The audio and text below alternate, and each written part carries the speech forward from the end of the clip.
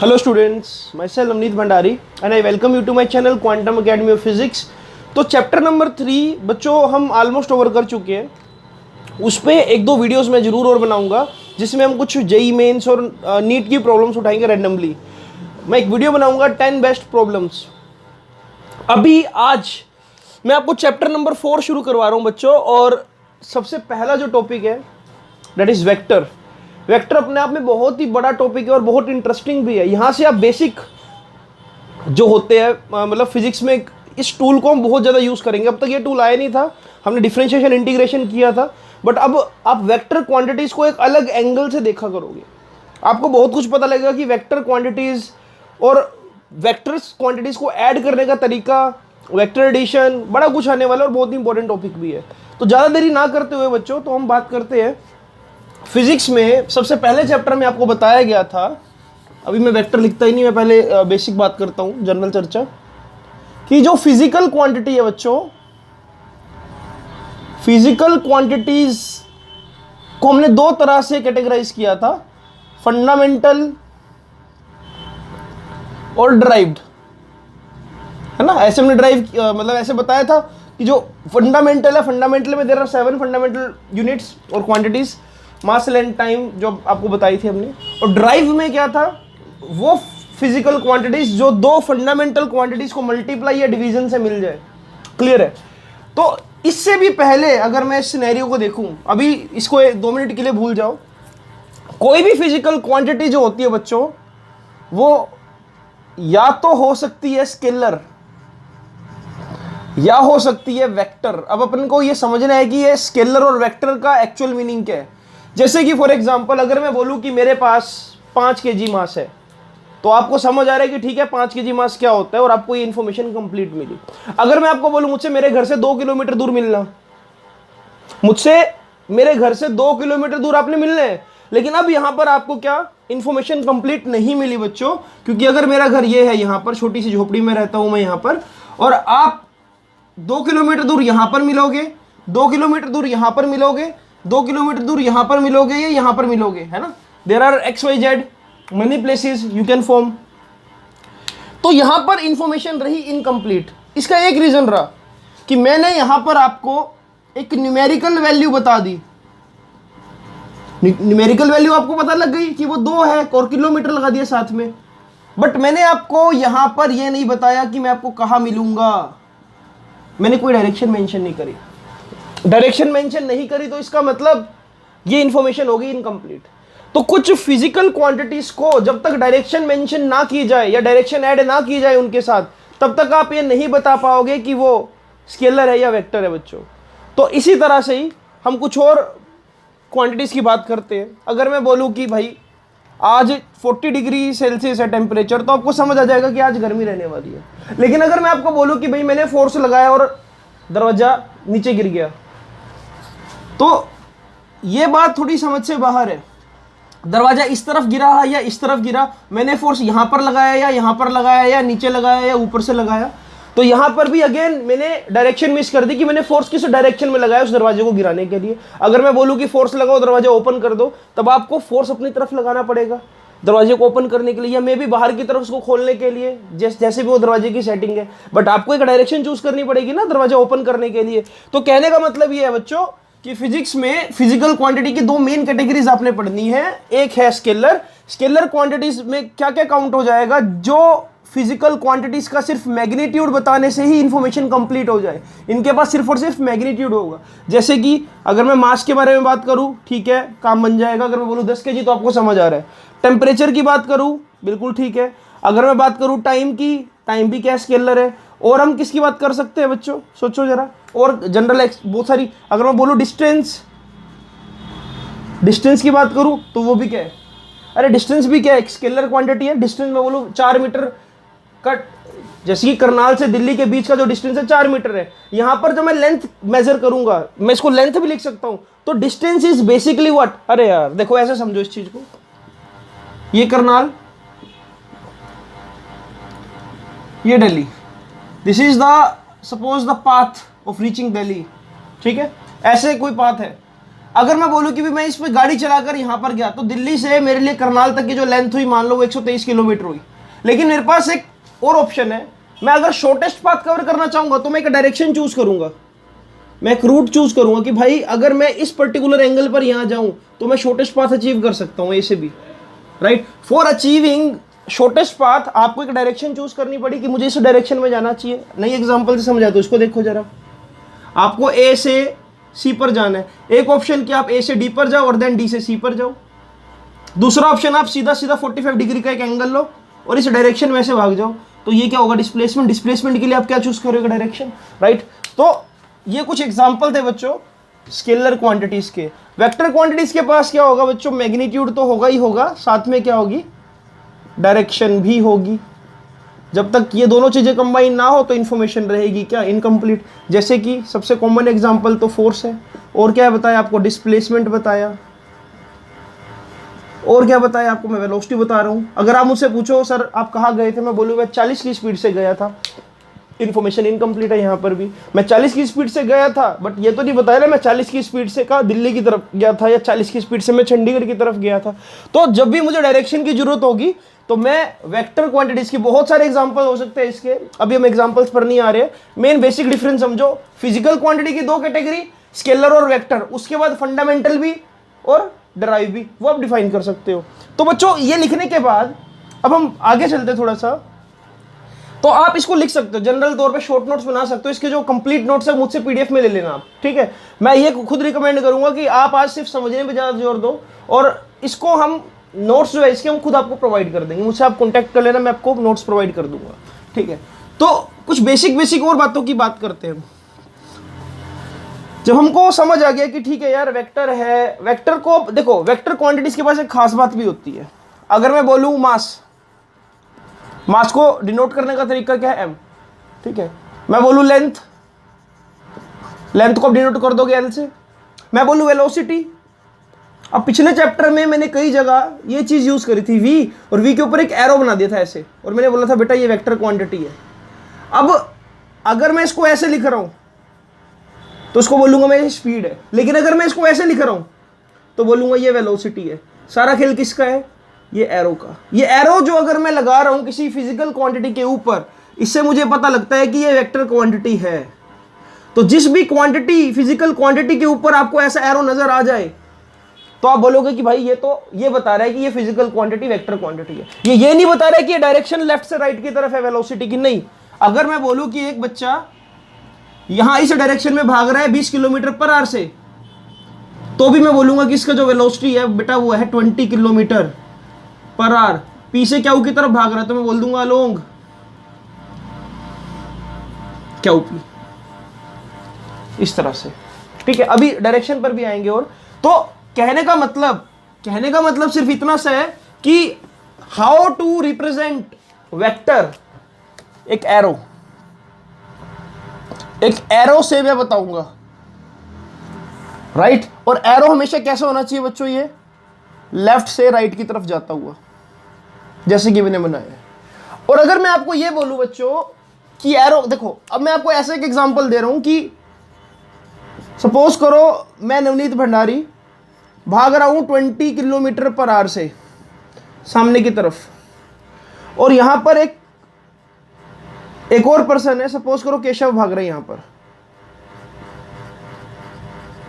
ये भी सामने की तरफ भाग रहे हैं 30 किलोमीटर पर आवर से। तो बच्चों अगर मुझे सिर्फ एरो से दिखाना हो तो मैं ऐसे लिखूंगा, भाई मेरे लिए वेलोसिटी वेक्टर ऐसे है, ये एरो बना दिया मैंने, और मैं लिख दूंगा कि it will be 20 kilometre per our. क्योंकि जो केशव है उसका मैग्नीट्यूड मुझसे बड़ा है, उसकी वैल्यू कितनी है 30 किलोमीटर पर आवर सामने की तरफ, तो इसी एरो को थोड़ा सा साइज में बड़ा बना दूंगा। यानी कि जो लेंथ ऑफ द एरो है, लेंथ ऑफ द एरो अपने आप में ये डिसाइड कर रही है। देखो लेंथ, अगर मैं लेंथ को देखूं, इसकी लेंथ मैंने फालतू बना दी, इतनी बना देते चलो, राइट। तो अगर सिर्फ मुझे ये बोल दिया जाए out of these A B C and D vector which value has greater magnitude, तो मैं बिना संकोच करे बोल दूंगा भाई डी, किसका एरो बड़ा है। क्लियर। तो ये भी एक तरीका है मैग्नीट्यूड जज करने का, आप एरो से उसको जज कर सकते हैं, ठीक है। तो आगे चलते हैं बच्चों इससे। तो मेन बात है कि भाई वेक्टर क्वांटिटी को लिखने का तरीका क्या है, तो वो मैंने आपको बता दिया। जब फोर्स के पास डायरेक्शन बताओगे तो आप बोलोगे एफ वेक्टर, वेलोसिटी के साथ डायरेक्शन लिखाओगे तो लिखोगे वी वेक्टर, और डिस्प्लेसमेंट के साथ डायरेक्शन लगाओगे तो लिख दोगे आर वेक्टर, राइट। तो दीज आर द रिप्रेजेंटेशंस। अब बात आती है कि अगर मुझे सिर्फ ये बताना हो कि 10 न्यूटन फोर्स लग रहा है और ये ना बताना हो कि किस डायरेक्शन में लग रहा है, तो मैं इसको दो तरह से लिख सकता हूं। एफ वेक्टर के साथ ऐसे मैं दो दरवाजे बना दूंगा, इसको बोलते हैं मॉडुलस, राइट। इसका मतलब होता है कि सिर्फ और सिर्फ मैं लिख रहा हूं 10 न्यूटन, और इसका मतलब ये था अगर मैं एफ वेक्टर लगा रहा हूं 10 न्यूटन ईस्ट, लेकिन अब क्योंकि मैं मोड लगा रहा हूं तो मुझे सिर्फ न्यूमेरिकल वैल्यू से मतलब मैं बोलूंगा 10 न्यूटन। जैसे कि डिस्प्लेसमेंट वेक्टर, पहले इसकी वैल्यू क्या थी 20 मीटर ईस्ट ऑफ साउथ, लेकिन अब मैं लिख रहा हूं एस वेक्टर और मोड सिर्फ 20 मीटर, यानी कि अब ये डिस्प्लेसमेंट से डिस्टेंस बन चुका है, सिर्फ एक लेंथ बन चुकी है। समझ पा रहे हो बच्चों, राइट। जैसे ही मैं मोड लगा दूंगा तो मुझे डायरेक्शन लिखने की जरूरत नहीं है। अच्छा, अब ऐसी जैसे कि वेलोसिटी थी, पहले वेलोसिटी थी 40 kilometre per our along X axis, कि अलोंग एक्स एक्सिस जा रही है वो, लेकिन अगर मैं ऐसे लगा दूं वी वेक्टर और साथ में मॉडुलस, तो मैं बोलूंगा कि भाई सिर्फ 40 किलोमीटर पर आवर है। This is the way how to represent these vector physical quantities into their magnitudes। अच्छा, एक तरीका और भी है, आप या तो ये फॉर्म यूज कर लो, या सीधा सीधा आप एफ भी लगा सकते हो, सीधा सीधा आप एस भी लगा सकते हो, सीधा सीधा वी भी। आप एरो हटा दो तो अपने आप क्या बन गई, ये भी बात ठीक है बिल्कुल, राइट। तो यानी कि आप एफ वेक्टर को अगर मैग्नीट्यूड में लिखना चाहो तो आप ऐसे भी लिख सकते हो, और आप इसको ऐसे भी लिख सकते हो, और अगर ऐसे लिखोगे तो आपके लिए थोड़ा सा टाइम सेविंग हो जाएगा, बार बार कौन डंडे लगाए यहाँ पर, राइट। सो ये है लिखने का तरीका। जैसे कि अगर मुझे सिर्फ इतना बताना हो कि भाई वो कहां पर गया, तो मैं मतलब इतना बताना हो कि वो कहां पर गया और किस वेलोसिटी से गया, तो मुझे वी वेक्टर यूज करना है। अगर मुझे सिर्फ ये बताना हो कि इसकी वेलोसिटी कितनी है और ये ना बताना हो कि वो कहां पर गया, तो मैं सीधा सीधा क्या लगा लूंगा वी, और ये वेलोसिटी से किस में कन्वर्ट हो जाएगा, स्पीड में, राइट ना। Speed plus direction gives you velocity ना बेसिकली। तो बच्चों आई होप कि आपको फिलहाल ये बेसिक बातें समझ आ रही होगी। आज का लेक्चर बिल्कुल बेसिक रहेगा ताकि आपको वेक्टर की बिल्कुल गहरी नॉलेज हो, ठीक है। तो आगे चलते हैं बच्चों। तो जब आपको ये पता लग चुका है कि वेक्टर क्वांटिटीज क्या होती है और उसको लिखने का तरीका क्या है, अब हम बात करेंगे दो बेसिक वेक्टर क्वांटिटीज की। मतलब जैसे कि फॉर एग्जांपल बेसिक्स क्या है, या तो मुझे पोजीशन वेक्टर किसी ऑब्जेक्ट का पता होना चाहिए, और या डिस्प्लेसमेंट वेक्टर की बात मुझे पता होनी चाहिए। ये पोजीशन और डिस्प्लेसमेंट वेक्टर का मतलब क्या है, देखो अगर मैं ऐसा बोलूं कि यहां पर एक पर्सन है ए, यहां पर एक पर्सन है बी, यहां पर एक पर्सन है सी, और यहां पर एक गाड़ी जा रही है ऐसे, तो ये बोलेगा ये गाड़ी मुझसे 2 मीटर दूर है, ये बोलेगा नहीं ये गाड़ी भाई 5 मीटर दूर है मुझसे, और ये बोलेगा मुझसे तो ये 8 मीटर दूर है। तो यहां पर मैं ऐसा बोलूंगा कि इन सभी के लिए इस गाड़ी की जो डिस्टेंस है और इवन तक की जो डिस्प्लेसमेंट है वो अलग अलग है। लेकिन अगर मैं सॉरी लेकिन अगर मैं इस गाड़ी पर बैठ के सोचूं कि ये 3 लोग मुझसे कितना दूर है, तो मैं बोल सकता हूं कि ये 2 मीटर है, ये 8 मीटर है, ये 5 मीटर है। तो मैं ऐसा बोल सकता हूं कि भाई मुझे ना कोई कॉमन पॉइंट की जरूरत है जिससे मैं अलग अलग ऑब्जेक्ट्स को आइडेंटिफाई कर सकूं, ठीक है। या तो आप ओरिजिन इसको मान लो कि सारे डिस्टेंस आप यहां से मेजर करोगे, या आप ओरिजिन इसको मान लो, या इसको मान लो, या इस गाड़ी को मान लो। अल्टीमेटली मैं ये कहना चाह रहा हूं कि जो पोजीशन वेक्टर होगा वो आपको किसी भी ऑब्जेक्ट की एग्जैक्ट लोकेशन बताएगा कि वो ओरिजिन से कितना दूर है। जैसे कि फॉर एग्जांपल इसको डिफाइन कैसे करूंगा मैं, the vector which gives the position of the object with respect to origin. ये बात इंपॉर्टेंट है कि ओरिजिन के विद रिस्पेक्ट टू आपको पोजीशन मिल जाए। जैसे कि अगर मैं बात करूं कि जैसे ये अगर मान लो 2 है और ये भी 2 है, ये वाला पॉइंट क्या होगा, आप मुझे बता सकते हो सर इस पॉइंट को बोलेंगे हम 2 2। यानी कि यहां पर अगर कोई ऑब्जेक्ट खड़ा होता है तो वो 1 मीटर दूर है वाई, मतलब 2 मीटर दूर है ये एक्स और ये वाई, इसको ऐसे बना लेते हैं ना। मैं बोलूंगा कि वो 2 मीटर दूर है वाई एक्सिस से, 2 मीटर ही दूर है एक्स एक्सिस से, तो यहां से कितना दूर होगा सोचो, यहां से कितना दूर होगा। अरे यार 2 ये राइट, है ना, इसको यहां पर लिख ले दो ये, तो आप ये डिस्टेंस निकाल पाओगे। तो बेसिकली आपको जो पोजीशन वेक्टर है वो आपको पोजीशन बताएगा किसी भी ऑब्जेक्ट की विद रिस्पेक्ट टू ओरिजिन। यहां से आप कैसे बताओगे, पाइथागोरस आपको आती है, पाइथागोरस राइट एंगल ट्रायंगल बन रहा है, यही पर्सन अगर यहां पर होगा तो आप पोजीशन वेक्टर कैसे ड्रॉ करोगे, ऐसे इस तरह से, यहां से ये ले लोगे, यहां से ले लोगे और लोग बता दोगे कि अब अभी कितना दूर है इस ओरिजिन से। यही ऑब्जेक्ट अगर यहां पर होता है, इस जगह पर चलो फ्रेम में ही रखते हैं इसको यहां पर, तो आप बता देते कि भाई ओरिजिन से कितना दूर है, कैसे, एक्स निकालते, वाई निकालते और आप इसकी पोजीशन को एग्जैक्ट बता देते, है ना। तो बेसिकली पोजीशन वेक्टर आपको क्या बता रहा है, ये आपको बता रहा है कि कोई भी ऑब्जेक्ट ओरिजिन से कितना दूर है। और मैं ऐसा लिख सकता हूं, it tells us the straight line distance, ये स्ट्रेट लाइन डिस्टेंस बता रहा है, जिगजैग डिस्टेंस नहीं बता रहा है। ये बात भी इंपॉर्टेंट है क्योंकि यहां पर मैं बेसिकली क्या पोजीशन वेक्टर को जो ले रहा हूं ओरिजिन से ले रहा हूं और स्ट्रेट लाइन में मेजर कर रहा हूं, है ना। और एक चीज और देखो ना, यहां पर थीटा की वैल्यू कुछ और है, यहां पर थीटा की वैल्यू कुछ और है, यहां पर थीटा की वैल्यू देखो कुछ और है। तो ये मुझे ये भी बता रहा है कि उसकी डायरेक्शन क्या है किसी ओरिजिन से, मतलब उस ओरिजिन से, कि वो 30 डिग्री दूर है, 45 डिग्री से डायरेक्शन में है या 60 डिग्री से डायरेक्शन में है। तो दो चीजें मुझे पता लग रही है, लीनियर डिस्टेंस और डायरेक्शन, दो चीजें। तभी तो इसके आगे मैं वेक्टर लगा रहा हूं कि मुझे ना सिर्फ लेंथ का पता लग रहा है, मुझे सिर्फ डायरेक्शन भी साथ में पता लग रही है, ठीक है। तो ओरिजिन को जब रेफरेंस मान लोगे तो आप निकालोगे क्या, पोजीशन वेक्टर बच्चों। इसी तरह से ही अगर मैं बात करूं डिस्प्लेसमेंट वेक्टर की, तो थिंक अबाउट दिस सिनेरियो कि ओरिजिन ड्रॉ कर दिया मैंने, यहां पर ये जेड एक्सिस बना रहा हूं मैं अभी फिलहाल। अगर मान लेते हैं कि भाई इस टाइम पर इसको अगर मैं पोजीशन टाइम ग्राफ की तरह से देखूं, मान लो टाइम t1 पर कोई ऑब्जेक्ट यहां पर है, ठीक है, लेकिन इसके माइंड में है कि नहीं यार इसको थोड़ा सा क्या दूर जाना है, ये यहां पर चला गया इस जगह पर। अब ये पोजीशन ए से पोजीशन बी की तरफ ऐसे शिफ्ट हो गया। अगर मैं यहां से देखूं तो इसका पोजीशन वेक्टर मान लो r1 वेक्टर है, यहां से देखूं तो इसकी फाइनल पोजीशन का पोजीशन वेक्टर क्या आएगा बच्चों, r2 वेक्टर आएगा। लेकिन अगर मैं यहां पर से देखूं तो ये यहां पर क्या, ये डिस्प्लेस हो गया, ए से बी की तरफ गया। अगर मैं इसको रेफरेंस पॉइंट मान रहा हूं और मैं देख रहा हूं कि यहां से कितना शिफ्ट हुआ, तो मैं बोलूंगा ये इसका क्या हुआ, डिस्प्लेसमेंट वेक्टर हुआ। Displacement vector is giving me again a straight line distance, you can say, but in particular direction. ये अगर यहां से यहां शिफ्ट होता तो डायरेक्शन कुछ और होती, है ना। ये यहां से यहां शिफ्ट होता तो डायरेक्शन कुछ और होती। तो डिस्प्लेसमेंट वेक्टर भी मुझे एक लेंथ दे रहा है, लेकिन साथ साथ ये भी बता रहा है कि वो लेंथ किस डायरेक्शन में है, इसलिए मैं बोल रहा हूं डिस्प्लेसमेंट वेक्टर। अच्छा, लेकिन क्या ये length with respect to origin मिल रही है, नहीं।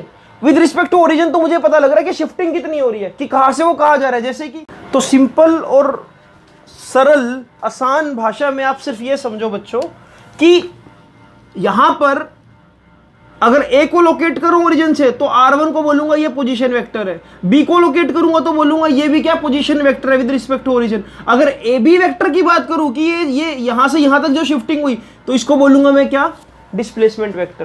This is all about position vector and displacement vector. अब कुछ और बातों की बात, अब कुछ और हम वेक्टर के टाइप्स करते हैं जो बहुत इंपॉर्टेंट है। अब इनको नोट डाउन करना अगर आप चाहो, अदरवाइज नोट्स आपको मिल ही जाए। तो इसके बाद बच्चों वेक्टर क्वांटिटीज की भी दो कैटेगरी है जिनको आप पढ़ोगे आगे। जैसे कि मैं कुछ क्वांटिटीज की बात करूं, शायद आपने नाम नहीं सुना होगा। क्या आपने कभी टॉर्क का नाम सुना है, या कभी आपने एंगुलर वेलोसिटी सुनी हो, या आपने एंगुलर डिस्प्लेसमेंट सुनी हो? शायद नहीं सुनी होगी, कोई बात नहीं, बट आपको ये सब कुछ पढ़ने का मौका मिलेगा। देखो वेक्टर क्वांटिटीज भी दो तरह की हो सकती है, या तो हो सकती है पोलर या हो सकती है एक्सियल। अब ये पोलर और एक्सियल में फर्क समझो जरा। अगर मैं बोलूं कि इस बॉक्स को मुझे खिसकाना है और खिसका कर यहां पर पॉइंट पी पर लेकर जाना है ए से, तो मैं बेटा इस पर फोर्स लगा दूंगा ऐसे, इस तरह से, और ये खिसक कर यहां शिफ्ट हो जाएगा। यानी कि यहां पर एक पॉइंट ऑफ एप्लीकेशन भी था, है ना, और इसका एक सिर पैर भी है कि भाई यहां पर फोर्स लगाया और यहां पर चला गया। तो मैं बोलूंगा कि वो वेक्टर जो एक स्टार्टिंग पॉइंट भी अपने पास हो, मतलब उनका स्टार्टिंग पॉइंट अपने को पता हो कि कहां से शुरू हुआ। अल्टीमेटली आई कैन से मुझे पोजीशन वेक्टर पता हो, मुझे ये भी पता हो कि कहां से कहां जा रहे हैं, और ये बोल सकता हूं कि कोई पॉइंट ऑफ एप्लीकेशन हो, या मैं ऐसा बोल दूं वो वेक्टर जो लीनियर इफेक्ट दे रहे हैं एक पर्टिकुलर डायरेक्शन में, उनको बोलूंगा मैं पोलर वेक्टर। जिस डिस्प्लेसमेंट एक लीनियर इफेक्ट दे रही है, पता है कि कहां पर स्ट्रेट लाइन में अपने जाना है, फोर्स और वेलोसिटी। ठीक है, यहां पर ये फोर्स का एग्जांपल दे रहा हूं मैं कि एक पॉइंट ऑफ एप्लीकेशन मुझे पता लग गया ये, और मुझे खिसकाना कहां पर है, यहां पर लीनियरली। जस्ट थिंक अबाउट इस सिचुएशन में क्या होगा कि आपके पास एक रोड है ये, और आपने क्या किया, इसका सेंटर यहां पर फिक्स कर दी, कील ठोक दी, यहां पर फोर्स लगा दिया, यहां पर भी फोर्स लगा दिया, दो जगह फोर्स लगा दिया। अब ये बेटा घूमना स्टार्ट कर देगा ऐसे, ये कुछ ऐसे बन जाएगा, अब इस तरह से घूमकर, है ना, घूमकर ये ऐसे आ चुका है, और उसके बाद कंटिन्यूसली अगर आप ये हरकत करते हैं तो ये घूमना स्टार्ट कर देगा। अब यहां पर जब ये घूम रहा होगा, अब आप इसको फोर्स ना बोलकर बोलोगे रोटेशनल इफेक्ट ऑफ फोर्स, मैं बोल दूंगा ये टॉर्क है। जो भी वेक्टर आपको रोटेशनल इफेक्ट बताए तो आप उस वेक्टर को बोलोगे कि ये एक्सियल वेक्टर है। जैसे कि यहां पर मुझे टॉर्क का पता लग रहा है, साथ साथ इसके पास एक एंगुलर वेलोसिटी भी होगी। एंगुलर वेलोसिटी समझ पा रहे हो क्या होता है? अभी नहीं आपको पता लगेगा। लीनियर वेलोसिटी क्या होता है? Change in X with respect to T. Angular velocity होता है चेंज इन थीटा। अभी देखो इसका थीटा ये, कुछ टाइम बाद इसका थीटा क्या चेंज हो जाएगा। जैसे कि फॉर एग्जांपल, अरे यार आप ऐसे देखो ना, आप यहां पर खड़े हो, एक चोर ऐसे आपकी परिक्रमा कर रहा है, जब आप इसको यहां देख रहे हो तो ये आपने लाइन ड्रॉ कर दी, जब वहां गया तो आपने ये लाइन ड्रॉ कर दी, एक एंगल बना, उसके बाद यहां पर आ गया, यहां पर एक और एंगल बना, तो change in this theta with respect to T is giving you what? Angular velocity. Rotational effect को समझो बस। जहां पर भी आपको रोटेशनल इफेक्ट मिल जाए तो आप बोलोगे कि ये एक एक्सियल वेक्टर है, एक्सिस के अलोंग कोई चीज रोटेट हो रही है। और एक्सियल वेक्टर के एग्जांपल क्या हो सकते हैं आपके पास? एंगुलर वेलोसिटी, टॉर्क और एंगुलर मोमेंटम, जिसके आगे एंगल लगा है ना, ये एंगल से चेंज हो रही है, राइट। अच्छा, तो इनकी डायरेक्शन कैसे फाइंड आउट करोगे? डायरेक्शन निकालने का सिंपल सा तरीका, आपने कभी स्क्रू रूल पढ़ा होगा, राइट हैंड स्क्रू रूल, ठीक है। जैसे कि अगर मान लो ये ब्लॉक अगर इस डायरेक्शन में ऐसे घूम रहा है, तो मैं देखो अगर स्क्रू को ऐसे टाइट करता अपने राइट हैंड से, तो स्क्रू कहा जाता अंदर की तरफ जाता, तो बोलूंगा कि इसका जो नेट इफेक्ट है या जो डायरेक्शन है वो क्या है? अंदर की तरफ। अगर ये ऐसे घूमता तो मैं स्क्रू को ऐसे घुमाता तो बोलता डायरेक्शन बाहर की तरफ। एक चीज का और ध्यान रखना, जहां पर भी मैं क्रॉस वर्ड यूज करूंगा, क्रॉस का मतलब होता है अंदर। ये क्या हुआ, मैं क्या लिख रहा हूं व्हाट्सएप लैंग्वेज, हिंदी में लिख देता हूं, चलो। अंदर, जब भी मैं डॉट वर्ड लगाऊंगा इसका मतलब है कि बाहर, ठीक है। अब अगर इसको मैं घुमा रहा हूं ऐसे, तो मैंने यहां पर एक डॉट लगा दिया कि जो इसका नेट इफेक्ट मिल रहा होगा, जो डायरेक्शन क्या होगी इस टॉर्क की, वो अंदर की तरफ होगी। अगर ये उल्टा घूम रहा होता तो मैं यहां पर ऐसे लगाता क्रॉस, राइट। तो मैं बोल सकता हूं कि अगर मुझे इसकी डायरेक्शन फाइंड आउट करनी है तो देखो सिंपल सा तरीका, अगर ये घूम रहा है ऐसे, थिंक अबाउट इट कि ऐसे घूम रहा है, ऐसे घूम रहा है, तो देखो इफेक्ट का जा रहा है ऊपर की तरफ, मैं बोलूंगा कि डायरेक्शन के ऊपर की तरफ। अगर ये मतलब जो ये सरफेस है इसको बोलता हूं प्लेन ऑफ रोटेशन, अगर ये ऐसे घूम रहा होता तो ऐसे घूम रहे, तो देखो डायरेक्शन कहां आ रही है? नीचे की तरफ। तो ultimately have to use screw rule for finding the direction, क्या वो इनवर्ड है या आउटवर्ड है। अभी के लिए सिर्फ इतना समझो, राइट। मोटी मोटी बात क्या है? लीनियर इफेक्ट जो वेक्टर दे वो बोलेंगे पोलर वेक्टर, और जो आपको रोटेशनल इफेक्ट दे उसको बोलूंगा मैं एक्सियल वेक्टर। इनका क्या कोई फिक्स पॉइंट नहीं है रोटेशनल मोशन में, इनका क्या एक पॉइंट ऑफ एप्लीकेशन भी होगा और फिक्स पॉइंट भी होगा। क्लियर है बात? इसको नोट डाउन करो। अब कुछ और टर्म्स पे आते हैं। तो बच्चों कुछ वेक्टर की टर्म्स को समझते हैं, ये भी बहुत इंपॉर्टेंट है, जनरली मैं कई जगह यूज भी करूंगा, अभी बिल्कुल बेसिक चल रहा है। सबसे पहली टर्म आती है कि वेक्टर्स इक्वल कब होंगे, या बोलूं कि इक्वल वेक्टर्स से आप क्या समझते हो। देखो अगर मैं आपको पूछूं कि 10 न्यूटन साउथ और 10 न्यूटन नॉर्थ, क्या मैं ऐसे लिख सकता हूं F1 vector is equal to F2 vector? सामने सिचुएशन को देखो जरा। अगर मैं ऐसे लिख रहा हूं तो मैं बहुत गलत लिख रहा हूं, क्योंकि इसका मतलब क्या है कि मैं उनकी मैग्नीट्यूड भी इक्वल कर रहा हूं और उनकी डायरेक्शन भी इक्वल कर रहा हूं। बट अगर मैं ऐसे लिख रहा हूं F1 is equal to F2, तो मैं बिल्कुल ठीक लिख रहा हूं, because I am not considering direction here, right. तो बच्चों आज से इस बात को समझ लो, 10 newton south is not equal to 10 newton north, अगर मैं वेक्टर फॉर्म में लिख रहा हूं, ठीक है। तो दो वेक्टर इक्वल तब होंगे बच्चों, वेक्टर इक्वालिटी की कंडीशन सिर्फ ये है कि मैग्नीट्यूड भी इक्वल होना चाहिए और साथ साथ डायरेक्शन भी सेम होनी चाहिए, राइट। जब ऐसा मिल जाएगा तो मैं बोल दूंगा कि वेक्टर्स जो है वो आपस में इक्वल है, वेक्टर क्वांटिटीज। यानी कि अगर बोलूं velocity is equal to 20 metre south, 20 metre per second south, और बोलूं v2 भी कितना है 20 मीटर पर सेकेंड साउथ, तो उस कंडीशन में बोल सकता हूं v1 vector is equal to v2 vector, right. This is the definition of equal vectors. अच्छा, फिर नेगेटिव ऑफ वेक्टर की बात करें। अब नेगेटिव वेक्टर का मतलब, अच्छा ये आपको जो डेफिनेशन है ये आपको एज इट इज नोट्स में मिल जाएगी, तो just understand the concept. Notes आप क्या वीडियो लेक्चर के एंड में आपको मिल ही जाएंगे। नेगेटिव ऑफ वेक्टर का मतलब क्या है? नेगेटिव वेक्टर का मतलब ये है कि भाई एक फोर्स लग रहा है 10 न्यूटन वेस्ट में और एक लग रहा है 10 न्यूटन ईस्ट में। जब भी दो वेक्टर्स का मैग्नीट्यूड सेम हो बट डायरेक्शन या मैं बोल दूं कि दोनों एक दूसरे के साथ एंटी पैरेलल हो, तो उस कंडीशन को बोलूंगा नेगेटिव ऑफ वेक्टर। यहां पर मैं ऐसे बोल सकता हूं F1 अगर 10 न्यूटन है और F2 10 न्यूटन है और दोनों की डायरेक्शन 180 डिग्री का एंगल बना रही, तो बोल दूंगा F1 is equal to minus of F2।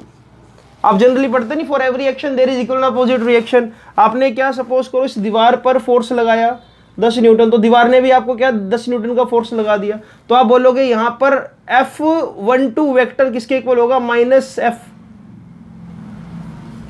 ऐसे लिखते हो ना, F12 vector is equal to minus F21 vector. कभी 9th क्लास में पढ़ा होगा आपने। इसका मतलब क्या है? नेगेटिव ऑफ वेक्टर, यानी कि मैग्नीट्यूड तो इक्वल है बट डायरेक्शन टोटली अपोजिट है, 180 डिग्री का एंगल बन रहा है दोनों वेक्टर्स में, right. So this is a definition of negative vector. I hope कि आपको ये चीज समझ आ गई होगी बच्चों। देन बात आती है मॉडुलस ऑफ वेक्टर। ये बात तो मैं आपको बता भी चुका हूं, जैसे कि मॉडुलस ऑफ वेक्टर मुझे बताता है लेंथ, या बोल सकता हूं न्यूमेरिकल वैल्यू क्या है या मैग्नीट्यूड क्या है किसी भी वेक्टर का।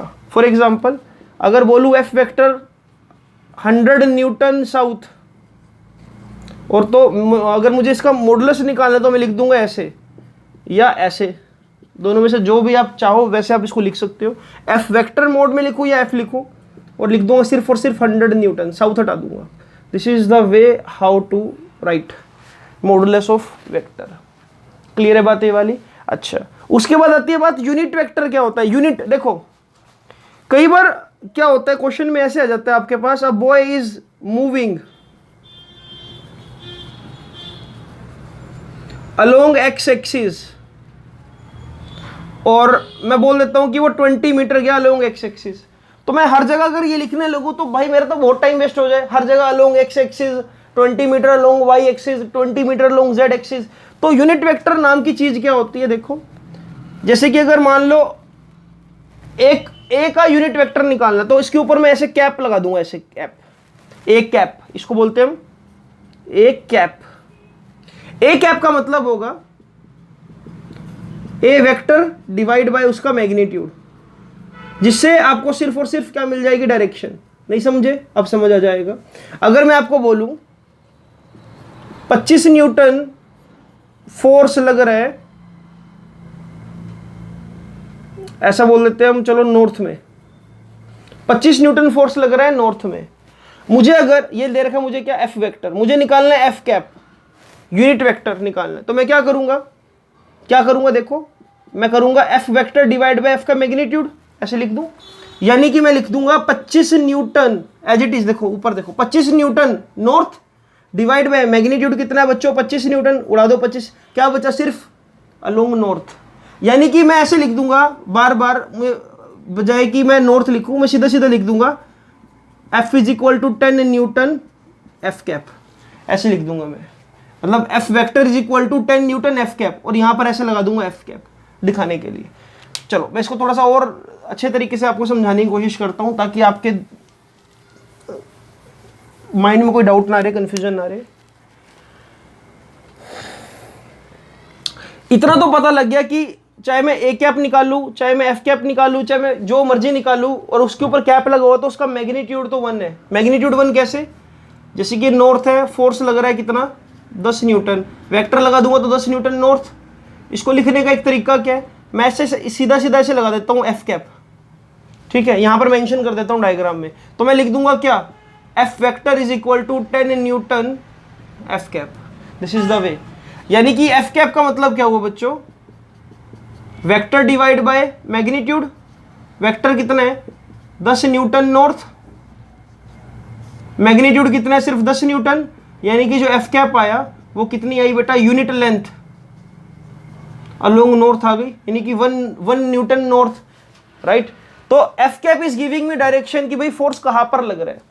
अब आपको जर्नल नोटेशन से बताता हूं, यूनिट वेक्टर्स का मैं बहुत जगह यूज करूंगा। जैसे कि हम फिजिक्स में ऐसे कंसीडर करते हैं कि अगर कोई बॉडी अलोंग एक्स एक्सिस जा रही है तो मैं लगाता हूं आई कैप, ठीक है। अगर मैं बोलूं कि ये वाला पॉइंट क्या है 2 मीटर, अगर डिस्प्लेसमेंट देखूं तो उसको लिखूंगा मैं क्या 2 आई कैप, मैं ये नहीं लिखूंगा 2 मीटर अलोंग एक्स एक्सिस। अगर ये वाला पॉइंट 5 है और ये वाई एक्सिस है तो मैं लिख दूंगा इसको क्या 5 जे कैप। अगर ये वाला पॉइंट 9 है तो इसको लिख दूंगा मैं 9 के कैप। तो बच्चों इससे मुझे पता लगा कि मैं अपना टाइम सेव करने के लिए ऐसे लिख सकता हूं कि along X axis I will use a direction unit vector, I mean to say I cap. Along y axis I will use j cap and along z axis I will use k cap. Similarly negative x axis में क्या हो जाएगा minus आई cap, negative y axis में क्या हो जाएगा minus j cap, negative z axis में क्या हो जाएगा माइनस k कैप। अगर आप ये बोल दोगे ना 2i कैप तो ये अंडरस्टूड है फिजिक्स की लैंग्वेज में कि 2 मीटर x axis के अलोंग। अगर बोल दोगे 4 मीटर माइनस j कैप तो अंडरस्टूड है कि ये क्या है 4 मीटर नेगेटिव z एक्सिस के अलोंग। क्लियर है? तो unit vector is giving you just a direction, right. और यूनिट इसका मैग्नीट्यूड क्या है 1, वो हमने देख ही लिया, ठीक है। अगर इसका जनरल फॉर्मूला लिखना हो तो अगर ए कैप आप लगा रहे हो तो इसका मतलब होगा ए वेक्टर डिवाइड बाय ए का मैग्नीट्यूड, या ऐसे लिख दो ए वेक्टर डिवाइड बाय ए, तो दोनों ही बातें बिल्कुल ठीक होगी बच्चों। क्लियर है? इतना समझ आया बच्चों? आई होप कि आपको कंसेप्ट की क्लैरिटी आ रही होगी। आपके लिए बिल्कुल नया टॉपिक है तो इसको बिल्कुल आराम से पीसफुली देखो और समझो। तो जो अगला वेक्टर है बच्चों आपके सामने आपको नजर आ रहा होगा यहाँ पर फिक्स्ड वेक्टर। ये फिक्स्ड वेक्टर क्या है? ऐसा वेक्टर जिसकी इनिशियल पोजीशन हमेशा फिक्स रहेगी। और ऐसा कौन सा वेक्टर होता है सोचो जरा। ऐसा भी आपने वेक्टर पढ़ा है जिसको बोलते हैं पोजीशन वेक्टर। अगर ऑब्जेक्ट यहाँ पर है इसकी इनिशियल पोजीशन यहाँ से ले रहा हूँ, ऑब्जेक्ट यहाँ चला जाए तब भी इसकी इनिशियल पोजीशन यहाँ से ले रहा हूँ, यहाँ चला जाए तब भी इसकी इनिशियल पोजीशन यहाँ से ले रहा हूँ। तो जब भी मैं पोजीशन वेक्टर की बात करूंगा R1 vector, R2 vector, R3 vector, तो उसको बोलूंगा ये फिक्स वेक्टर है, राइट। तो फिक्स वेक्टर का मतलब क्या है? You can say it is position vector या vector whose initial position is fixed. ये टर्म्स को समझना पड़ेगा आपको, ठीक है। टर्म्स को हम अप्लाई करेंगे आगे, हर एक टर्म अप्लाई होगी कहीं ना कहीं, पता होगा आपको इस चीज का। जब आप जैसे कि मैंने जब आपको डिफरेंशिएशन इंटीग्रेशन कराया था तो मैं आपको बार बार बोल रहा था कि बहुत आगे यूज होगा। और आपने काइनेमेटिक्स में जब क्वेश्चन करे तो आपको बहुत मजा आया। क्यों? क्योंकि आपको वो चीज बाय डिफॉल्ट पहले से आती थी। इसलिए मैं आपको अभी बता रहा हूं कि वेक्टर का तो आप पूरे 2 साल इतना यूज करोगे कि आप सोच भी नहीं सकते। जिसने वेक्टर मिस कर दिया समझ लो वो फिजिक्स में कभी भी अच्छा स्कोर नहीं कर पाएगा, क्योंकि इसका यूज पूरी फिजिक्स में होने आगे, पूरी फिजिक्स में, चाहे वो कोई मर्जी चैप्टर हो, ठीक है बच्चों। तो कोलिनियर वेक्टर का मतलब क्या होता है? Collinear, on the same line. को मींस सेम, सेम, लीनियर मतलब सेम लाइन पर। जैसे कि अगर मैं बोलूं एक स्ट्रेट रोड है, एक गाड़ी जा रही है सामने की तरफ 40 किलोमीटर पर आवर से, सेम इसके पीछे एक और गाड़ी है जो जा रही है 20 किलोमीटर पर आवर से, तो बोलूंगा कि भाई जो v1 वेक्टर है और जो v2 वेक्टर है they are acting along same line. तो ये दोनों के दोनों क्या हुए? कोलिनियर हुए। डजंट मैटर कि उनका मैग्नीट्यूड इक्वल है कि नहीं है। अगर इनका इन केस मैग्नीट्यूड भी इक्वल हो जाता तो मैं बोलता they are equal vector too, ठीक है। कोलिनियर तो है ही, साथ साथ इक्वल वेक्टर भी बन जाते हैं अगर दोनों की वैल्यू क्या है मैं 40-40 किलोमीटर पर आवर कर दूं। अच्छा, क्या इस केस में कोलिनियर रहेंगे अगर सामने से एक ट्रक आ जाए और ट्रक की वेलोसिटी हो जाए 100 किलोमीटर पर आवर? बिल्कुल आमने सामने, हेडलाइट से हेडलाइट ऐसे अगर मतलब टकराने वाली हो, तब भी मैं बोलूंगा कि अब ये ए, ये बी और ये सी तीनों की तीनों क्या कोलिनियर है। They should be acting along same line. I will say the vectors are collinear vectors. जैसे कि एक और एग्जांपल देख लेते हैं हम। एक ब्लॉक है, ब्लॉक पर यहां से फोर्स लगा 10 न्यूटन, यहां से फोर्स लगा 50 न्यूटन, यहां से फोर्स लगा 100 न्यूटन, तो बोलूंगा तीनों के तीनों फोर्स के कोलिनियर है, because they are acting, sorry ऐसे लगाना चाहिए मुझे यहां पर, ये they are acting along same line, so I will say the vectors are collinear. या तो 0 डिग्री का एंगल हो या 180 डिग्री का एंगल हो, वैल्यू कुछ भी हो, अगर वो सेम लाइन पे एक्ट कर रहे हैं तो ये क्या हो गए, कोलिनियर। एक और एग्जांपल देखते हैं, टग ऑफ वार गेम में 2 लोग रस्सी खींच रहे हैं, या एक टीम ए इधर है और एक टीम बी उधर है, रस्सी खींच रही है, तो उन दोनों के जो फोर्स के वेक्टर होंगे वो कोलिनियर होंगे। एक रस्सी के लोग फोर्स लगा रहे हैं, ये लोग इधर और वो लोग उधर, तो कोलिनियर वेक्टर की डेफिनेशन भी आपको आई होप की समझ आ गई होगी बच्चों। देन आता है को initial vector, if the initial position of 2 vectors are same then I will say कि भाई वेक्टर क्या है, को इनिशियल है। नहीं समझे तो देखो, सपोज करो अगर हम इस वक्त ऑफलाइन क्लासेस ले रहे होते बच्चों, अगर ऑफलाइन क्लासेस ले रहा होता तो आप लोग मेरे पास यहां सामने बैठे होते, मैं यहां पर पढ़ा रहा होता, जैसी क्लास ओवर होती ये बच्चा अपने घर जाता यहां पर, ये बच्चा अपने घर जाता यहां पर, ये बच्चा अपने घर जाता यहां पर, ये बच्चा अपने घर जाता, ये यहां पर जाता, ये यहां पर, ये यहां पर। तुम सबका इस केस में इनिशियल पॉइंट क्या था? क्या मेरी एकेडमी तुम्हारा इनिशियल पॉइंट था? अगर एकेडमी पे ओरिजिन ड्रॉ कर दूं, क्या तुम सभी का इनिशियल पोजीशन सेम थी? फाइनल पोजीशन अलग अलग है भाई, ये यहां चला गया, ये यहां चला गया, लेकिन क्या तुम्हारी इनिशियल स्टार्टिंग पोजीशन सेम थी? तो इस सिचुएशन में बोलूंगा तुम सबका जो पोजीशन वेक्टर है with respect to my academy वो क्या, कोई इनिशियल। या जितने भी पोजीशन वेक्टर से आप डिस्टेंस ले रहे हो, मतलब पोजीशन वेक्टर जितने भी होंगे अल्टीमेटली ओरिजिन से डिस्टेंस ले रहे हो, तो वो सभी के सभी कहाँ कंसीडर होंगे, को इनिशियल वेक्टर में, राइट। अगर मैं करनाल में ओरिजिन मान लूं और यहां से 4 बसें गई, एक गई दिल्ली, एक गई चंडीगढ़, एक गई कैथल और एक गई सपोज रोहतक साइड, तो बोलूंगा कि इन सभी बसेस का जो डिस्प्लेसमेंट वेक्टर है यहां से ओरिजिन से, वो क्या है, को इनिशियल वेक्टर है, मतलब वो क्या है, को इनिशियल है, क्योंकि इनका इनिशियल पॉइंट सेम है। इसी तरह से आता है कोप्लेनर वेक्टर। अब ये कोप्लेनर क्या होता है, सेम प्लेन में, राइट।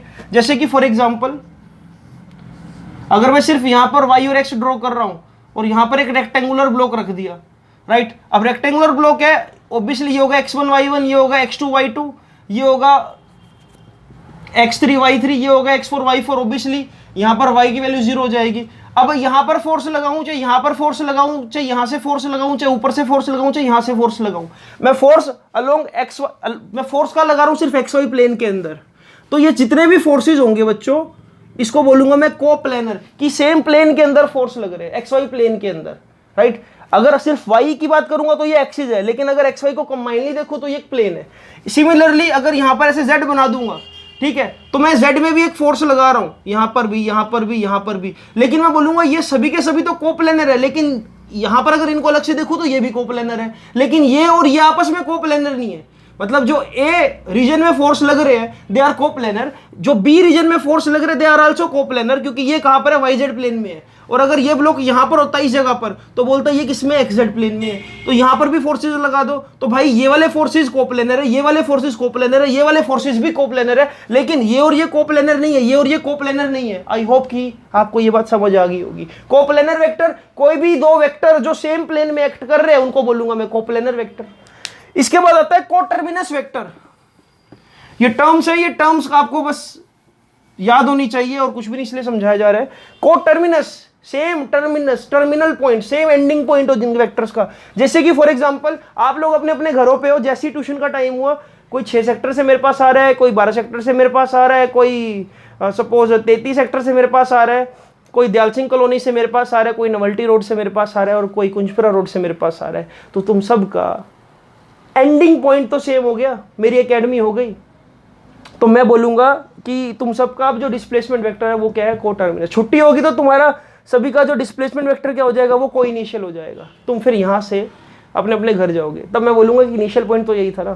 तो आई होप कि बच्चों आपको ये सभी टर्म समझ आ गई होगी। इनकी लैंग्वेज जो है, किस फॉर्म में लिखना है, क्या लिखना है, नोट्स में आपको खुद प्रोवाइड करूंगा। अब इसे थोड़ा सा आगे चलते हैं। जब आपने वो जनरल टर्म्स को जान लिया, free vector, fix vector, collinear vector, right, coplanar vector, equal vector, negative vector, अब बात करते हैं एंगल कैसे फाइंड आउट करते हैं 2 वेक्टर क्वांटिटीज के बीच में।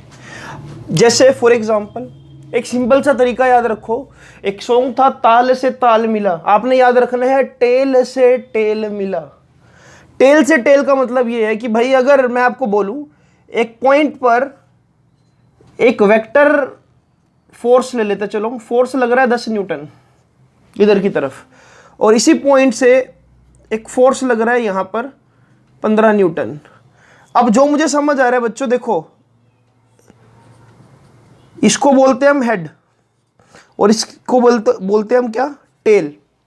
तो दोनों की टेल के बीच में बनने वाला जो सबसे छोटा एंगल होगा, आपने क्या करना है, जैसे कि अगर मैं बोलूं this is suppose A vector, this is B vector, आप एंगल को कैसे मेजर करोगे, आप क्या करोगे, इस बी वेक्टर को ऐसे इसके ऊपर रख दोगे, इसकी टेल के ऊपर ऐसे, और आप देखोगे कि भाई दोनों के बीच में एंगल कितना बन रहा है, 90 डिग्री।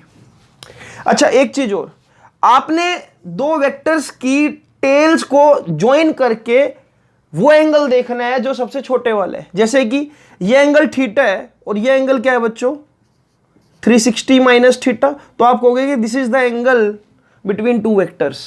अगर ये 90 डिग्री हुआ तो ये कितना होगा बच्चों, 270 डिग्री। अगर ये 60 डिग्री हुआ तो ये क्या होगा, 300 डिग्री। अगर मैं बोलूँ ये 30 डिग्री है तो ये कितना होगा, 330 degree. So main point is that कि अगर आपको बोला जाए कि दो वेक्टर्स के बीच में एंगल निकालो, then you will just simplify. देखो मैं जैसे कि एग्जांपल देता हूं आपको, हाँ कुछ ऐसे समझते हैं इसको कि हमने क्या किया, नॉर्थ साउथ वेस्ट और ईस्ट। सपोज बच्चों ये है ए वेक्टर और ये है बी वेक्टर, और मुझे बोल दिया गया कि ये वाला जो एंगल है ये है 30 डिग्री, और सिमिलरली ऐसा बोल दिया गया मुझे कि जो ये ऊपर वाला एंगल है ये वाला, ये है suppose 45 degree. What is angle between A vector and B vector, just think about कि दोनों की टेल यहाँ कनेक्ट हो रही है, तो मुझे ये वाला पर्टिकुलर एंगल बताना है, ये वाला angle 45 plus this angle x निकालना ईजी है। आपको पता है कि ये पूरा एंगल 90 डिग्री है, 90 में से 30 किया गया तो कितना बचा, 60 ये और 45 ये, तो मैं बोलूंगा कि भी दोनों की टेल्स के बीच में जो एंगल बन रहा है वो बन रहा है 105 डिग्री। बाकी बचा हुआ एंगल क्या होगा, ये वाला, ठीक है, 360 माइनस 105। आई होप कि आपको ये चीज समझ आ गई होगी बच्चों। तो सिंपल से एक तरीका है एंगल फाइंड आउट करना दो वेक्टर्स के बीच में, कोई बात नहीं, टेल से टेल मिला दो और जो छोटा एंगल बन रहा होगा that will be angle between two vectors. अब एक और प्रॉपर्टी समझते हैं और फिर मैं आपको एक दो क्वेश्चंस कराता हूं बच्चों, ठीक है, एक दो क्वेश्चंस भी कराता हूं आपको। जैसे कि एक प्रॉपर्टी जिसको बोलते हैं शिफ्टिंग प्रॉपर्टी ऑफ वेक्टर। एक वेक्टर को मैं शिफ्ट कर सकता हूं बिना उससे छेड़छाड़ किए, अगर मैं उसको बिल्कुल भी ट्विस्ट ना करूं। जैसे कि आपको ऐसे एग्जांपल से समझ आएगा, suppose this is a B vector and this is A vector. बच्चों ये एंगल है 60 डिग्री, 60 डिग्री ले लेते हैं। चलो क्या मैं इसको ऐसे ड्रॉ कर सकता हूं फिगर को, सोचो जरा, मैं बी वेक्टर को ऐसे शिफ्ट कर रहा हूं सामने की तरफ,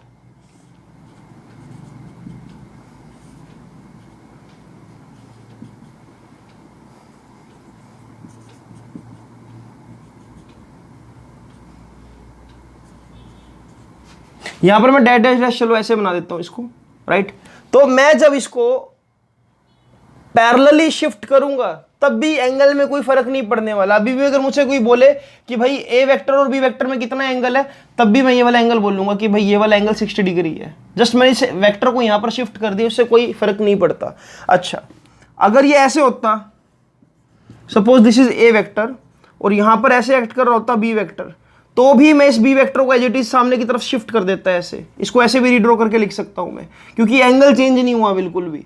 जब भी दो वेक्टर के बीच में एंगल चेंज ना हो तो उसको आप शिफ्ट कर सकते हो, मतलब शिफ्ट करो, लेकिन इस बात का ध्यान रखो कि टेल से टेल के बीच वाला एंगल नहीं चेंज होना चाहिए।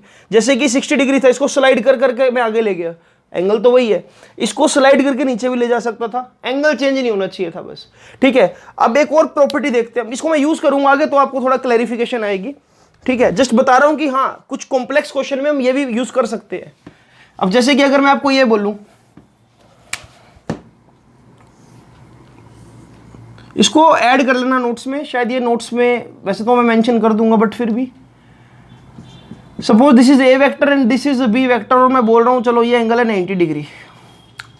अगर मैं इसको ऐसे ड्रॉ करूं बच्चों, दिस इज बी वेक्टर और ए वेक्टर का मुंह नीचे कर दिया मैंने।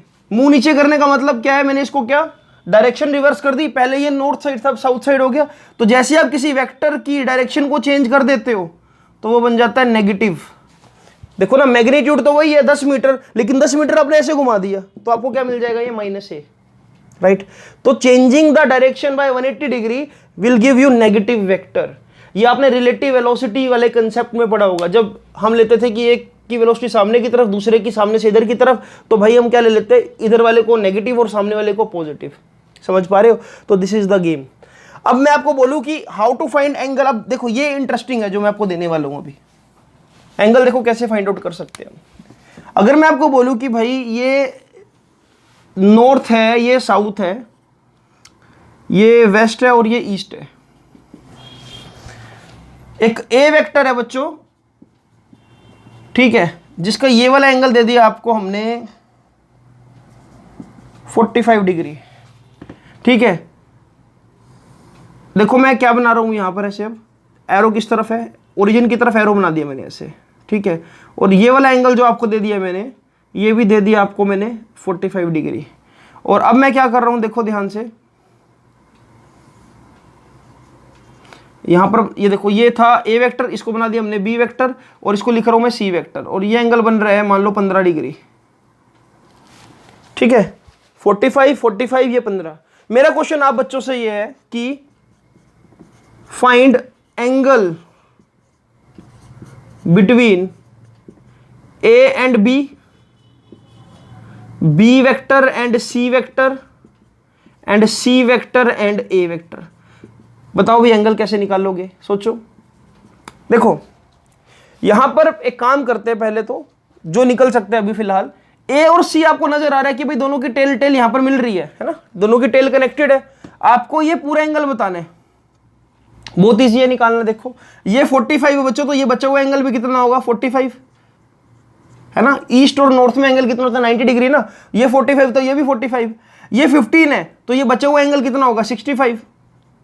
65 प्लस 15 कितना होता है, सॉरी 65 प्लस 90 डिग्री है ना। देखो 90 में से 90 में से 15 माइनस कर दो, 75 आ जाएगा आपके पास, राइट। तो ये बचा हुआ एंगल कितना हो गया, 75 डिग्री।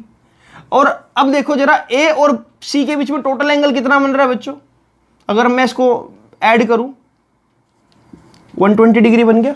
तो what will be angle between A vector and C vector, 120 degree, ठीक है।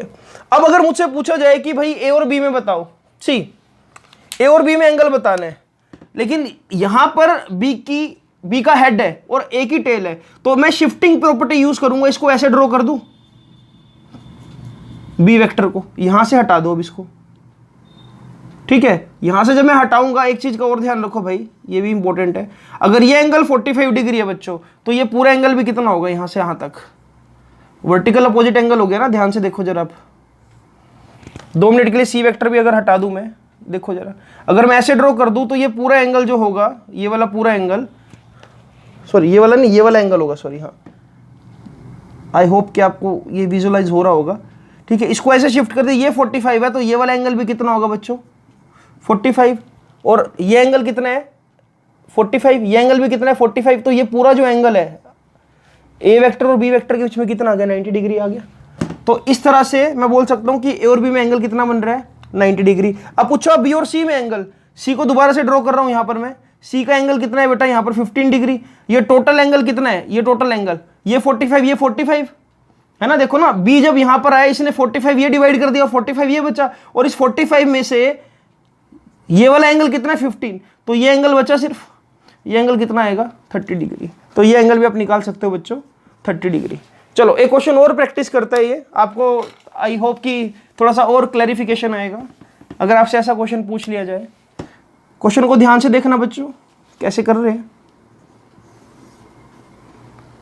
North, west, east, south, this is A vector और ये एंगल है 20 degree. This is B vector और ये एंगल है 75 डिग्री। ये एरो वैसे बना दिया मैंने, और ये एंगल बना दिया हमने भाई, ये सी वेक्टर है, ये एंगल बना देते हैं हम, एक काम करते हैं 60 डिग्री ले लेते हैं, चलो इसको, ठीक है। अब देखो ध्यान से, सभी का हेड और बना रहा हूं, ये हेड है, ये भी हेड है और ये भी हेड है। अब क्वेश्चन वही है, ए बी और सी तीनों में इंटरलिंक कर दो और बताओ कि एंगल क्या है, ए और बी में एंगल क्या है, सी और ए में एंगल क्या है, और सी और बी में एंगल क्या है। देखे तो सबसे पहले देखो टेल से टेल किसकी मिल रही है, ए और बी की टेल से टेल मिल रही है, यानी कि ये वाला एंगल बताना है बच्चों। ये देखो बिल्कुल ईजी है बताना, 90 में से 75 माइनस कर दो, ये वाला एंगल कितना हुआ 15 डिग्री, 90 में से 20 माइनस कर दो तो ये एंगल कितना हुआ 70 डिग्री। तो बच्चों यहां से मुझे पता लग गया कि ए वेक्टर और बी वेक्टर के बीच में एंगल कितना है 85 डिग्री। देखते ही पता लग गया, क्योंकि मुझे पता है कि टेल से टेल के बीच में एंगल देखना होता है। अब इसको रब कर देते हैं हम, एंगल तो हमने निकाल दिया वो वाला। अब किसके बीच में एंगल निकाले, बी और सी के बीच में निकालते हैं। सी को शिफ्ट कर दो, ऐसे शिफ्टिंग प्रॉपर्टी लगाओ, लो जी सी यहां पर शिफ्ट कर दिया आपने, सी वेक्टर। अगर ये 60 डिग्री है तो बच्चों ये एंगल भी कितना होगा 60 डिग्री होगा। ध्यान से देखो वर्टिकल अपोजिट, अगर ये 60 डिग्री है, ये एंगल आपने कितना निकाला था 15 डिग्री, तो बेटा बी की टेल और सी की टेल का ये टोटल एंगल कितना हो जाएगा, ये वाला एंगल 75 डिग्री। तो बी और सी में जो एंगल होगा वो कितना आ जाएगा 75 डिग्री। उसके बाद एंगल बताना है आपने किस में, ए और सी में। ये तो बिल्कुल इजी हो गया, 60 ये रहा, 20 ये रहा, कितना हो गया 80, तो बीच में कितना एंगल बचा 10 डिग्री, टोटल तभी 90 होगा ये। तो इससे मैं बता सकता हूं कि ए वेक्टर और सी वेक्टर में जो एंगल आया वो कितना है, सिर्फ 10 degree. This is how you can find the angle between vectors. I hope कि आपको मजा आया होगा देखने में। ठीक है, इस तरह से आप एंगल्स निकाल सकते हो किन्हीं भी दो वेक्टर क्वांटिटीज में। बस ध्यान रखो कि भाई हाँ टेल से टेल कहां पर मिल रही है और शॉर्टेस्ट एंगल कौन सा है। ठीक है बच्चों, इसको अगर आप चाहो तो नोट डाउन कर सकते हो, फिर हम आगे चलते हैं इससे। अब तो बच्चों अब हम बात करेंगे नल वेक्टर की। नल वेक्टर को मैं जीरो वेक्टर भी बोल सकता हूं। तो ऐसा भी पॉसिबल है कि कोई वेक्टर क्वांटिटी का मैग्नीट्यूड तो जीरो लेकिन उसकी डायरेक्शन हो, जैसे कि for example how you define null vector और zero vector. Any vector quantity whose value is zero but it has any arbitrary direction. इसको रिप्रेजेंट किससे करेंगे, जीरो वेक्टर से। ठीक है बच्चों, देखो एग्जांपल क्या हो सकते हैं, किसी भी बॉडी का पोजीशन वेक्टर अगर मैं ओरिजिन पर ही लूं, मतलब बॉडी क्या अभी मूव नहीं करी है लेकिन वो सामने की तरफ जाना चाहती है और वो क्या अभी ओरिजिन पर है। ठीक है, किसी भी बॉडी का वेलोसिटी वेक्टर अगर वो स्टेशनरी है, या ऐसा बोल सकता हूं वेलोसिटी एट हाईएस्ट पॉइंट या मैक्सिमम हाइट, तब वेलोसिटी क्या जीरो बट उसकी डायरेक्शन है। या ऐसा बोल दूं कि कोई बॉडी किसी कांस्टेंट वेलोसिटी से मूव कर रही है, उस केस में देखो डायरेक्शन तो है, किसी भी डायरेक्शन में बॉडी मूव कर रही है बट उसका एक्सेलरेशन उस केस में क्या होगा जीरो। तो इट इज पॉसिबल कि भाई बॉडी का मैग्नीट्यूड तो जीरो बट डायरेक्शन हो उसके पास। तो ऐसी सिचुएशन में मैं जीरो वेक्टर बोल सकता हूं। किसी भी क्वांटिटी को अगर आप जीरो वेक्टर से मल्टीप्लाई करोगे तो आपको आंसर जीरो मिलेगा, ये बात का भी ध्यान रखना। ठीक है, anything multiply by zero is zero. अच्छा, अब यहां पर ना दो इंपॉर्टेंट प्रॉपर्टीज आपको बता रहा हूं वेक्टर की। अगर किसी वेक्टर को हम किसी रियल नंबर से मल्टीप्लाई कर दे, मैं बोलूं कि भाई फोर्स है 10 न्यूटन ईस्ट, उसको 2 से मल्टीप्लाई कर दो, क्या डायरेक्ट मल्टीप्लिकेशन पॉसिबल है, तो आंसर है यस। फोर्स को अगर मैं मल्टीप्लाई कर दूंगा तो वो स्केलर टाइम्स फोर्स हो जाएगा, स्केलर नहीं, दैट नंबर टाइम्स फोर्स हो जाएगा, यानी कि फोर्स ट्वाइस हो जाएगा। 5 से मल्टीप्लाई करता तो 5 टाइम्स हो जाता, 10 से मल्टीप्लाई करता तो 10 टाइम्स हो जाता, जो भी उसकी वैल्यू उस टाइम थी, राइट। तो vector quantity can be multiply by real number. अगर ए वेक्टर को एन से मल्टीप्लाई कर दूं तो ये हो जाएगा एन टाइम्स ए। जैसे कि ए वेक्टर की डायरेक्शन ये थी, एक पॉजिटिव एन से मल्टीप्लाई कर दिया तो ये क्या इतने से इतना बड़ा हो गया, लेंथ बढ़ गई, यानी कि मैग्नीट्यूड कहीं ना कहीं बढ़े। अगर मैं बोलूं कि भाई ए वेक्टर को मैंने किसी -2 से मल्टीप्लाई कर दिया, देखो पहले क्या था, ए वेक्टर की डायरेक्शन थी ऐसे सामने की तरफ, लेकिन जैसे ही नेगेटिव से मल्टीप्लाई करा उसकी मैग्नीट्यूड बढ़ गया, लेकिन उसकी डायरेक्शन क्या हो जाएगी बच्चों, अपोजिट, है ना, जब नेगेटिव से मल्टीप्लाई कर रहा हूं। तो अब भी क्या हो गया, ये -n ए वेक्टर। अगर किसी भी क्या, अच्छा क्वेश्चन ये भी आ सकता है, इज इट पॉसिबल कि स्केलर को वेक्टर से मल्टीप्लाई कर दो। ऐसे बहुत से एग्जांपल है बच्चों, आपने कभी पढ़ा होगा मोमेंटम, लीनियर मोमेंटम का फॉर्मूला होता है मास इनटू में वेलोसिटी। मास तो स्केलर है, वेलोसिटी वेक्टर है, तो मल्टीप्लाई करना पॉसिबल है। स्केलर को वेक्टर से करोगे तो वेक्टर स्केलर टाइम्स हो जाएगा, स्केलर टाइम्स वेक्टर। मैं बोल सकता हूं ना मास टाइम्स वेलोसिटी। इसको देखो, अगर डिस्प्लेसमेंट निकालनी हो, डिस्प्लेसमेंट का फॉर्मूला क्या होता है, वेलोसिटी इनटू में टाइम स्केलर है, मल्टीप्लिकेशन पॉसिबल है। जब भी एक स्केलर और एक वेक्टर को आप मल्टीप्लाई करोगे तो उनकी यूनिट्स भी मल्टीप्लाई हो जाएगी। जैसे कि मोमेंटम की यूनिट क्या हो जाएगी बच्चों, केजी इंटू मीटर पर सेकंड, तो मैं लिख दूंगा केजी मीटर पर सेकंड। डिस्प्लेसमेंट की यूनिट क्या हो जाएगी, देखो यहाँ पर क्या है मीटर पर सेकंड, इनटू में सेकंड, तो इसकी क्या रह जाएगी सिर्फ मीटर, है ना, मल्टीप्लाई हो गई। तो ये भी इंपॉर्टेंट प्रॉपर्टीज है। आज के लेक्चर में बिल्कुल मैंने वेक्टर का बेसिक बताया आपको, जो कि पूरा आपको बहुत एंड तक हेल्प करेगा, क्योंकि कई बच्चे वेक्टर का बेसिक मिस कर देते हैं, उनको पता नहीं होता कोलिनियर का मतलब क्या है, पोजीशन का मतलब क्या है, डिस्प्लेसमेंट वेक्टर का मतलब क्या है। तो ये चीजें बहुत इंपॉर्टेंट है। लेक्चर में बने रहिए, एक दो बातें और अभी आपसे शेयर करते हैं हम बच्चों। एक टर्म और डिस्कस करते हैं हम, इसको बोलते हैं resultant of two vectors. Resultant, result से बना रिजल्टेंट। अब रिजल्टेंट का मतलब क्या है, देखो कई बार क्या होता है बच्चों, एक ही पॉइंट पर मल्टीपल वेक्टर्स एक्ट कर रहे होते हैं। मैं जैसे कि एक एग्जांपल देता हूं आपको। सपोज एक बॉक्स है, बॉक्स पर मैं 10 न्यूटन फोर्स लगा रहा हूं ऊपर की तरफ, यानी कि यहां पर, और 10 न्यूटन ही लगा रहा हूं सामने की तरफ, तो दो फोर्स इस बॉक्स पर एक्ट कर रहे हैं। एज अ रिजल्ट बॉक्स पर जो नेट फोर्स लगेगा, रिजल्टेंट बोलता हूं जिसको, रिजल्टेंट फोर्स लगेगा, देखो ये ऊपर जाएगा लेकिन ये सामने धकेलेगा, तो बॉक्स सरक सरक कर कुछ ऐसे जाएगा बच्चों। देखो यहां पर ऐसे आएगा, फिर यहां पर ऐसे जाएगा, इस तरह से, मतलब ऐसे, राइट। तो मुझे इस डायरेक्शन में क्या मिल रहा है, इनका रिजल्ट मिल रहा है। तो मैं क्या करूंगा, F1 F2 ना दिखाकर ये बोल सकता हूं कि भाई एक फोर्स लगा वेस्ट से ईस्ट की तरफ, एक फोर्स लगा साउथ से नॉर्थ की तरफ। एज ए रिजल्ट जो फाइनल मुझे फोर्स की वैल्यू मिली वो मिली अलोंग दिस। इसको क्या बोल सकता हूं मैं, 45 डिग्री यहां से और 45 डिग्री यहां से। इसको देखो ऐसा बोलना बिल्कुल ठीक रहेगा, 45 डिग्री ईस्ट ऑफ नॉर्थ, है ना। ये चलो मैं समझाता हूं ईस्ट ऑफ नॉर्थ का क्या मतलब है। फिलहाल कहने का ये मतलब है कि भाई व्हाट इज रिजल्टेंट वेक्टर, जब मैं एक सिंगल वेक्टर ड्रॉ कर दूं जो मुझे सेम इफेक्ट प्रोड्यूस करके दे, जो कि दो और दो से ज्यादा वेक्टर कंबाइनली दे, मतलब या तो मैं दो वेक्टर्स ड्रॉ कर लूं या सीधा सीधा रिजल्टेंट लिख दूं, बात एक ही है। तो यानी कि when I use only one vector which is giving me the same effect as the two vectors are giving me, so I will say this vector is what, resultant vector. जैसे कि फॉर एग्जांपल अगर एक ball को मैं फेंक रहा हूं, देखो बॉल को सामने की तरफ फेंका, इस तरह के मोशन को बोलते हैं प्रोजेक्टाइल मोशन, जो मैं आपको पढ़ाऊंगा इस चैप्टर के एंड में। तो बॉल जब गई सामने की तरफ जा रही थी, बॉल ये सामने की तरफ भी जा रही थी और ऊपर की तरफ भी उठ रही थी। एक वेलोसिटी इसके पास है सामने की तरफ, एक इसको जो ऊपर की तरफ लेके जा रही है। वेलोसिटी के दो कंपोनेंट हो गए ना, देखो मैं ऐसे फेंक रहा हूं, ये ऊपर तो जा रही है साथ साथ लेकिन सामने भी जा रही है, यानी कि इस पर एक कंपोनेंट एक्ट कर रहा है ऐसे वेलोसिटी का और एक एक्ट कर रहा है ऐसे, है ना। तो लेकिन रिजल्ट क्या मिल रहा है मुझे, रिजल्ट ये मिल रहा है ऐसे कि बॉल एक्चुअल में ऐसे जा रही है, इस तरह से, समझ पा रहे हो।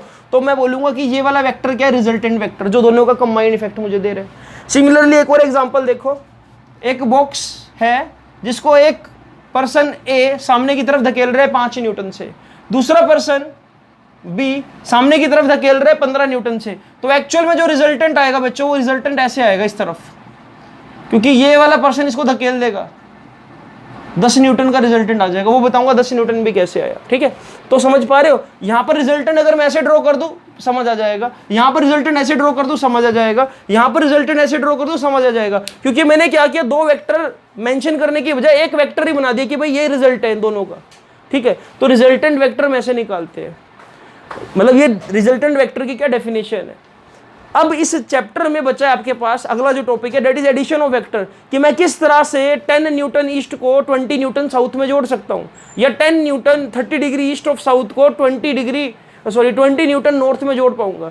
किन्हीं भी दो वेक्टर को जोड़ने के लिए हमारे पास स्पेशल लॉज है जिनको हम अप्लाई करके दो वेक्टर क्वांटिटीज को जोड़ सकते हैं। अदरवाइज अगर मैं आपको यहां पर 2 न्यूटन प्लस 2 न्यूटन का मतलब 4 न्यूटन नहीं होगा। अगर मैं बोलूंगा ना 2 न्यूटन ईस्ट और 2 न्यूटन साउथ, तो इसका मतलब कभी भी 4 न्यूटन नहीं मिलेगा बच्चों आपको। तो वेक्टर्स को जोड़ने के लिए, वेक्टर्स को ऐड करने के लिए हमारे पास स्पेशल टूल्स होते हैं, जिसमें से जो मतलब आपके अगर आपके यूनिट टेस्ट आने वाले तो वो आपको जरूर मिल जाएंगे। उसमें आपके पास जो पहला इसका रूल है, मतलब जो टूल है यूज करना है जो आपने एडिशन के लिए, that is triangle law of vector addition, फिर है पैरेललोग्राम ऑफ वेक्टर एडिशन, जो दो मेन है। तो यही मैं अगले लेक्चर में डिस्कस करूंगा। आज इस चैप्टर का ये समझ लो कि सबसे इंपॉर्टेंट सेगमेंट आपने कर लिया, इंट्रोडक्शन ऑफ वेक्टर्स। ये लेक्चर बहुत इंपॉर्टेंट है, मैं आपको दोबारा से बोल रहा हूँ कि इसके नोट्स बिल्कुल बारीकी से बनाना, जो मैं आपको भेजूंगा अभी। और आज का कमेंट बॉक्स क्वेश्चन मैं आपको भी बोर्ड पर दे रहा हूँ। तो बच्चों आज का जो कमेंट बॉक्स क्वेश्चन है वो आपके सामने ये रहा। आपको मुझे बताना है इस फिगर को एनालाइज करके कि ए वेक्टर और सी वेक्टर में क्या एंगल होगा, सिमिलरली बी वेक्टर और सी वेक्टर में क्या एंगल होगा। You can see here this is B vector making 50 degree angle with west, this is A vector making 70 degree angle with east, and this is C vector making 30 degree angle with south. ठीक है, मैं ये देखो ये head है यहाँ पर, इसका हेड ये रहा और इसका हेड ये रहा। ठीक है, अब आपको एनालाइज करना और एंगल बताना है ए और सी में क्या होगा और बी और सी में क्या होगा। एक छोटी सी बात आपको बता देता हूँ फिर भी, देखो ये 70 डिग्री है ना, और ए वेक्टर आप ऐसे बना रहे हो, तो इसको मैं ऐसे बोल सकता हूँ 70 डिग्री नॉर्थ ऑफ ईस्ट, मतलब ईस्ट के नॉर्थ की तरफ 70 डिग्री। ऐसे ही मैं ये भी बोल सकता हूं, देखो ये 50 डिग्री एंगल बन रहा है वेस्ट के साथ, 50 डिग्री नॉर्थ ऑफ वेस्ट। इसको ऐसे भी बोल सकता था मैं 30 डिग्री ईस्ट ऑफ नॉर्थ। इस एंगल को अगर मैं बताना चाहूं, अगर यहां से देखूंगा तो ऐसे बोल सकता हूं it is 30 degree east of north. तो ये बातों का भी पता होना चाहिए कि नॉर्थ ऑफ ईस्ट क्या है और ईस्ट ऑफ नॉर्थ क्या है। ईस्ट पर खड़े होकर अगर आप देख रहे हो तो बोलोगे भाई 70 डिग्री है ये north side, north of east, east के नॉर्थ में 70 डिग्री। क्लियर है बच्चों? तो give me your answer in comment box, and videos को ज़्यादा से ज़्यादा आप क्या शेयर करो। बहुत अच्छा रिस्पांस मिल रहा है मुझे +1 की वीडियोस पे। मैं रोज डेली जब चेक करता हूँ तो +2 के कंपैरेटिवली +1 के व्यूज़ भी ज़्यादा आते हैं और वॉच टाइम भी बहुत गजब का है। आप बच्चे जो भी मुझे आज तक नहीं मिले हैं या जिनसे मेरा कोई कम्युनिकेशन नहीं है बट मेरे चैनल से जुड़े हुए, मैं आपका थैंक यू कहना चाहूँगा कि आप इस चैनल को बहुत प्यार दे रहे हो। चैनल के साथ बने रहो बच्चों, सब्सक्राइब तो आपने कर ही रखा है, इसको शेयर करो वीडियोस को जितना हो सके। और मैं आपको नीचे डिस्क्रिप्शन बॉक्स में मैथ्स, बायोलॉजी और केमिस्ट्री के चैनल के लिंक्स दे रहा हूँ, जहाँ से आपको बहुत अच्छी अच्छी वीडियोस मिल सकती है और आपके सिलेबस को कवर करने में आपको बहुत हेल्प मिलेगी। आपके यूनिट टेस्ट एग्जाम जैसे आने वाले हैं अभी, तो आप वहाँ से अपने वीडियोस के जरिए पढ़ाई कर सकते हो और आपको बहुत मज़ा भी आएगा। So thank you so much for watching this.